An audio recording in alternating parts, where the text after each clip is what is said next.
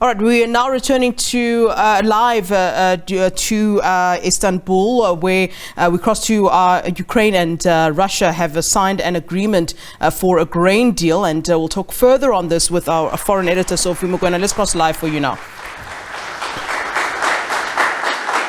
Şimdi de Türkiye Cumhuriyeti Milli Savunma Bakanlığı'yla Ukrayna Altyapı Bakanlığı arasında ve Birleşmiş Milletler'in tanıklığında tahıl ve yiyecek maddelerinin Ukrayna limanlarından emniyetli sevki girişimi belgesi.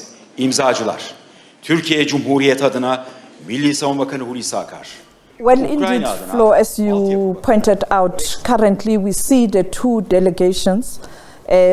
That's the representatives of Ukraine and representatives from Russia. Signing an agreement. This is a very, very important agreement, a big story internationally of finally Ukraine and Russia agreeing to open a corridor that will see Ukraine and Russia exporting food out of their countries to countries that normally depend on these two countries for food supply.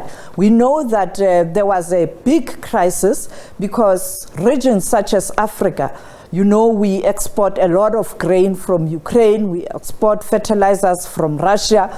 It was now a crisis, and that has led to price hikes that we saw in recent time, and the whole continent being restless because to buy food is very expensive. This is a very, very important development in pertaining to the war in Ukraine. Well, on the back of talking about the importance of this agreement as you have, Sophie, let's talk about what it means for the UN Secretary General Antonio Guterres, who seems to sort of be the middleman in all of this. How important is this for the UN? This is a diplomatic coup.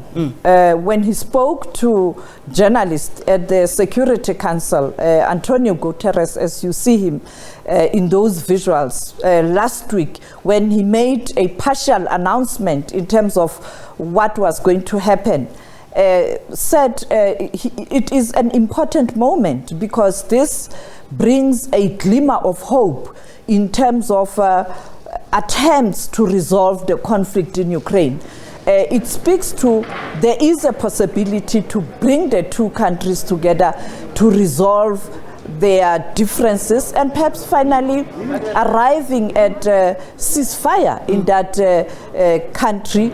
But as we speak, the war is continuing, and perhaps after this we can start to predict that there's a glimmer of hope. It will still take time. Yeah, I mean, certainly this does indicate that there is some sort of hope when it comes to that conflict. Interestingly, South African President Cyril Ramaphosa, who is currently hosting his Ivorian counterpart Alassane Ouattara, and of course they've been signing their own bilateral agreement to strengthen relations between the two countries, happened to comment on this particular issue. Maybe take us through what was discussed and what was said during their interactions and their meetings and discussions around this issue.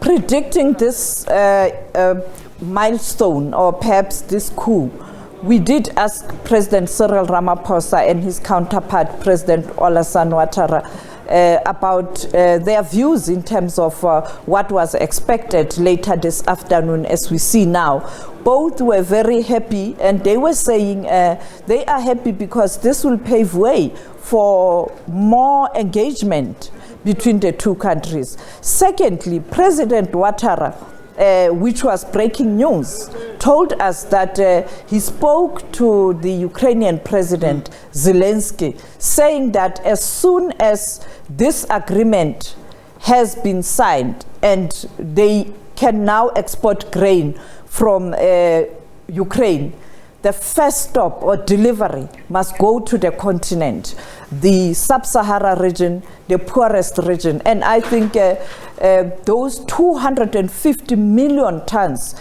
saying 80% must come to Africa. All right, thanks very much for that update. Our foreign editor, Sophie Mokoena, bringing us up to speed there. The UN Secretary General Antonio Guterres really kind of sitting in through that agreement, the delegation from Ukraine as well as delegation from Russia, as they're signing a very important agreement there on the issue of grain imports.